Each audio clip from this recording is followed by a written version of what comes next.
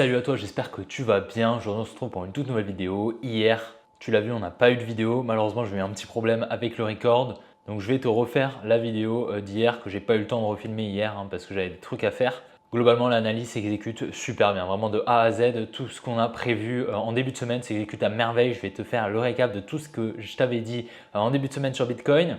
Également, on a le biais sur le DXY, sur l'indice du dollar qui s'exécute super bien. Aujourd'hui, exceptionnellement, on ira voir une paire Forex heure USD. On me l'a demandé, donc j'irai te faire l'analyse. Et je vais te partager d'ailleurs un point d'entrée sur le Forex qui pourra être intéressant. Avec en confluence justement la baisse des taux de la BCE, donc la baisse des taux d'intérêt en Europe. Je vais également te partager un trade que j'ai pris il y a quelques heures sur Bitcoin. Je vais t'expliquer un petit peu comment il s'est déroulé. Il s'est magnifiquement déroulé. Je vais t'en dire un petit peu plus tout à l'heure. On ira également voir l'Ethereum qui s'exécute super bien. On ira voir toutes les analyses que je t'ai partagées sur le canal Telegram. Il y en a énormément qui s'exécutent super bien là récemment. Franchement, on a fait une masterclass, c'était super top. Donc j'espère vraiment que la vidéo te plaira. Si c'est le cas, n'hésite vraiment pas à la liker, à t'abonner. Si ce n'est pas déjà fait, n'oubliez pas de rejoindre le canal Telegram, le groupe Telegram ainsi que mes réseaux sociaux directement en description. Tu as tout en description et je te souhaite un bon visionnage. Allez, on est parti. Donc voilà, on est directement sur Bitcoin. Donc je vais te faire un petit peu le récap de ce que je t'avais partagé avant-hier. Donc en fait, avant-hier, on était où? On était exactement là où on est. D'accord? J'ai mis l'outil replay. Donc globalement, on avait une petite résistance ici qui était en formation. Je t'avais partagé ici cette supply et je t'avais dit qu'ici, c'était très probablement de l'inducement. Ok? Je t'avais dit qu'il était probable qu'on effectue une structure comme ça pour effectuer une plus grande comme ça. En fait, qu'on vienne liquider celle-ci pour ensuite venir récupérer les liquidités ici. Et si on passe un petit peu les bougies, tu vois en fait on est bien venu chercher l'inducement ici pour exécuter la structure juste là et venir chercher cet order flow. On est bienvenu shift en fait, enfin continuer la structure. Ici on est passé légèrement dessous, vraiment à 2 pixels près. Si on zoome vraiment, on le verrait. Globalement cette analyse est super bien exécutée et ensuite je t'avais dit qu'il était également probable qu'on revienne ici dans cette supply. Tu pourras regarder la vidéo, je te le dis, on avait ici une petite résistance qui était en formation, qu'on est venu par la suite conforter ici. Donc on a bien eu le retour ici dans cette supply, on a bien rebondi dedans, on a distribué, vraiment magnifique, top. On a eu une jolie injection d'ordre, puis ensuite on est venu donc créer un petit peu de liquidité. Et là très récemment en fait, là cet après-midi, je t'ai partagé cette supply ici qui était super intéressante. On a distribué dedans, si on va voir un petit peu en lower time frame, et donc j'ai pris un trade, un joli short que je t'ai partagé lorsque je suis rentré sur le canal Telegram qui s'est merveilleusement bien exécuté. Malheureusement, il s'est passé un petit truc, c'est que j'ai managé de manière un peu trop agressive. Tu vois, j'ai mis mon trail stop avant en fait qu'on casse la structure et du coup, j'ai été sorti mais de 1 pips, tu vois, vraiment de rien du tout. Bon bref, du coup, j'ai un peu le seum. On va pas se mentir parce que du coup, j'ai été trail stop à break-even globalement. Et là, le trade actuellement, il est à, tu le vois, il est actuellement à 7R et j'ai une target qui devrait être hit sans trop de problème à 8R. Donc tu vois, je suis assez dégoûté. Franchement, ça fait mal au moral, sachant que c'est une erreur de ma part. Quelle a été l'erreur? Tout simplement, pour le management, tu vas manager en fait sur des highs ou des lows une fois qu'ils ont été au minimum cassés une fois, voire même 2 fois. Tu vois, si par exemple là, tu vois, là on a cassé 2 fois la structure, donc tu vas pouvoir manager ici, tu vas pouvoir manager ici. Sauf que là en fait on est venu mitigating une zone, tac, donc moi je me suis dit bon, on n'a plus d'intérêt, ok, on avait déjà réalisé un petit mouvement, on n'a plus d'intérêt de venir chercher ce high et au final on est venu chercher juste les liquidités au-dessus pour par la suite dégringoler. Donc là je suis assez dégoûté, on va pas se mentir, dans tous les cas il y a quand même pas mal de monde sur le canal Telegram et qui sont encore dans le trade. Donc je suis quand même assez content. Déjà l'analyse c'est bien exécuté. En plus de ça, il y a pas mal de membres sur le canal Telegram qui ont pris ce trade et qui n'ont pas close ABE, qui ont soit pas été exécutés au prix du trail stop, soit qui n'ont pas managé, qui n'ont pas eu le temps, etc. Donc il y a pas mal de monde qui sont encore sur le trade. Franchement, GG à eux, le trade s'est parfaitement exécuté. Je suis quand même assez content de cette analyse malgré que je n'étais pas dedans. Dans tous les cas, là actuellement, je pense, tu vois, on va venir récupérer donc ces lots. Voilà, je suis sûr à 99%, on va venir récupérer d'ici peu.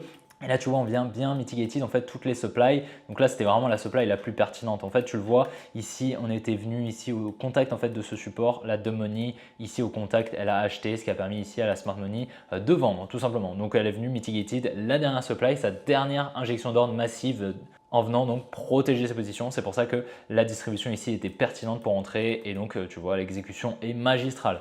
Donc c'est top. Hier, on a vu pas mal de monde, pas mal d'influx qui s'excitaient un petit peu, je trouve, de la petite hausse, là, les petits 3% qu'on a eu. Donc voilà, moi j'étais assez perplexe. Pourquoi? Parce qu'en fait, on était toujours dans une structure haussière en 6 heures, ok, donc avec un complexe pullback, donc avec ce high ici. Donc on avait le complexe pullback avec un high ici et un low juste ici. Donc tout ça, là, en fait, tout ce qu'on avait ici, c'était du complexe pullback haussier en 6 heures.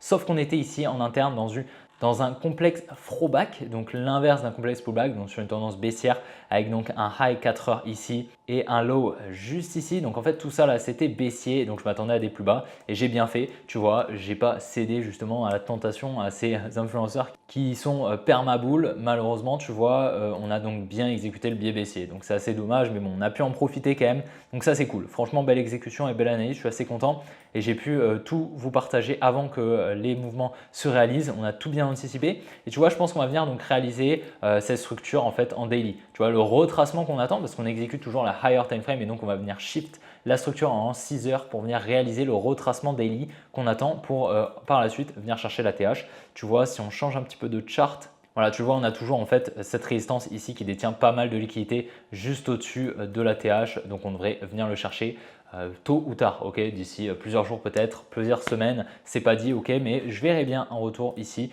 Donc dans cette demand, comme je t'ai dit, venir récupérer toutes les liquidités ici. Pour moi, ici on n'a pas de bottom qui peut être placé, ou du moins ce serait très probable selon moi, vu qu'on a vraiment pas mal de liquidités ici. Je pense qu'on va avoir une descente assez violente jusqu'à ici. Tu vois, après on verra ce qu'on va faire, mais personnellement je pense qu'un retour ici là dans la demand des 62 838 est à privilégier pour par la suite venir chercher les liquidités au sud. Ça me paraîtrait tout à fait cohérent. Dis-moi ce que tu en penses en commentaire. Sur l'heure USD, donc un petit peu de Forex, ça fait longtemps. Tu le sais probablement, la semaine prochaine, on va venir baisser les taux de 25 points de base. Ça veut dire de 0,5% les taux d'intérêt en Europe.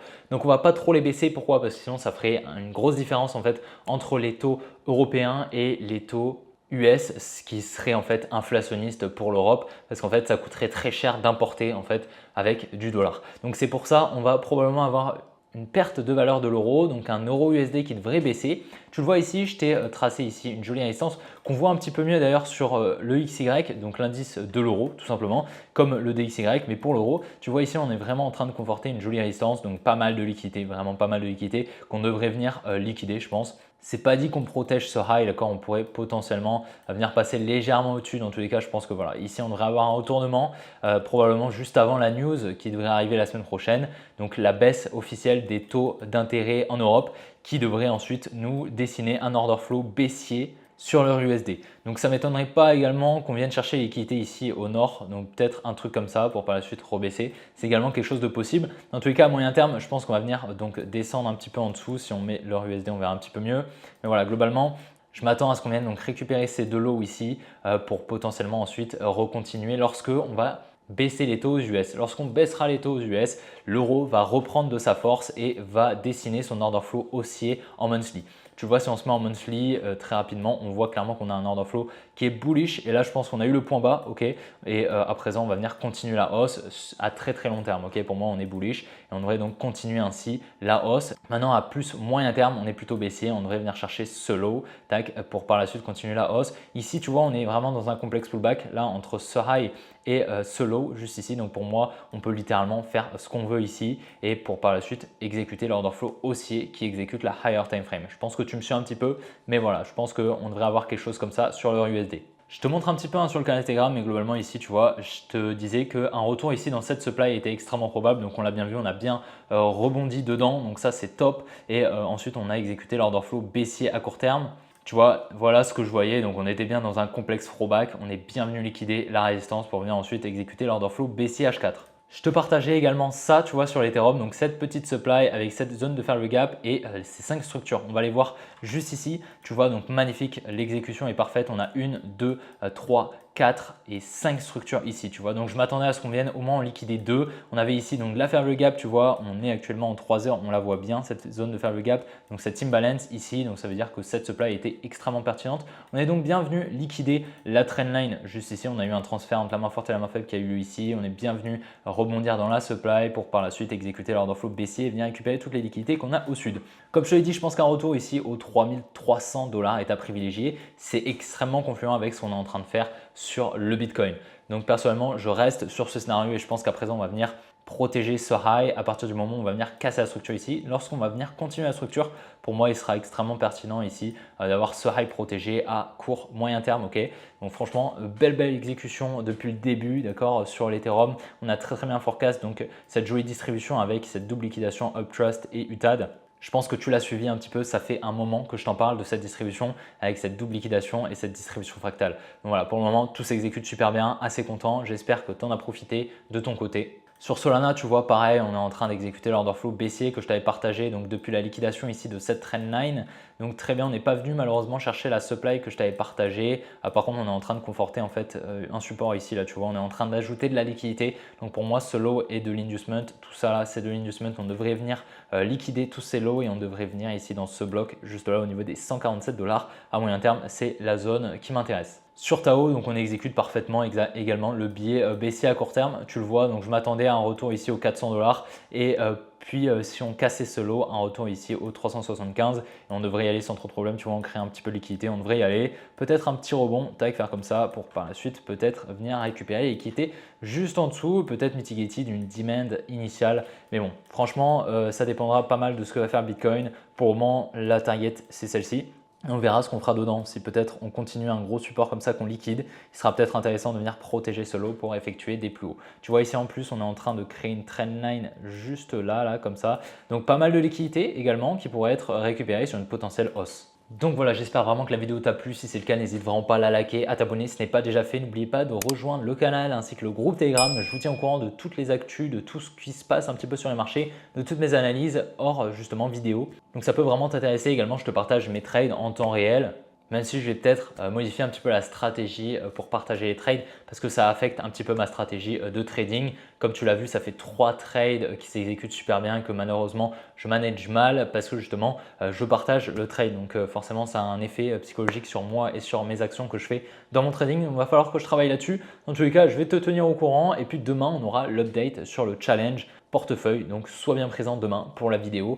Dans tous les cas, j'espère que tu as pu profiter peut-être de ce trade sur le canal Telegram. Si tu es membre, n'hésitez vraiment pas à me le dire en commentaire. On se retrouvera demain pour une prochaine vidéo comme d'habitude. Allez, ciao les gars!